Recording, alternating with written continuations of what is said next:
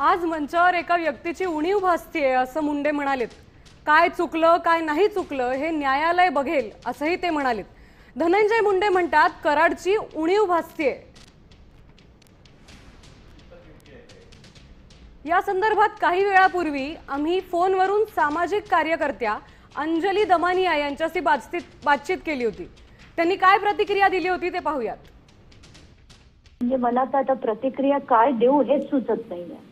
जर हे व्यक्ती इतके थर्ड क्लास असतील, इतके थर्ड क्लास की त्या माणसाने काय केलं, हे बीडची परिस्थिती काय आहे, तिथल्या लोकांचे हाल, तिथे चालणारी जे गुंडांची गँग, सगळी गोष्टी बाहेर येऊन जर हा माणूस असं बोलत असेल तर याच्या माझ्याकडे एकच शब्द आहे, थर्ड क्लास माणूस। याच्याशिवाय माझ्याकडे दुसरा शब्दच होता नाही।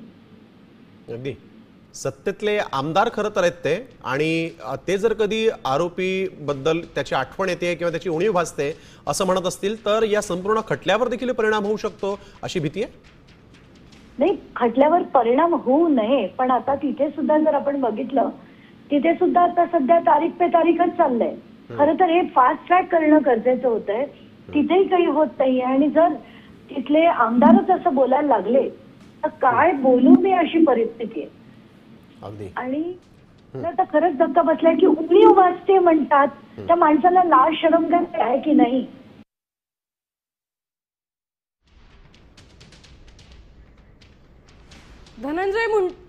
धनंजय मुंडेंनी मोठं वक्तव्य केलेलं आहे। इथे परळीतील सभेत धनंजय मुंडेंना कराडची आठवण येते का? आज मंचावर एका व्यक्तीची उणीव भासते असं मुंडे म्हणालेत। काय चुकलं काय नाही चुकलं हे न्यायालय बघेल असंही ते म्हणालेत। धनंजय मुंडे म्हणतात कराडची उणीव भासतीये। त्यावर आपण आत्ताच त्यांच्या भावांची प्रतिक्रिया बघितली आहे।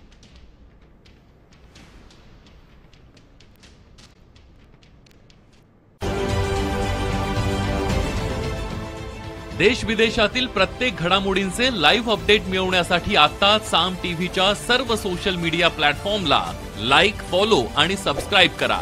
तसंच सर्व नोटिफिकेशनसाठी बेल आयकॉन प्रेस करायला विसरू नका।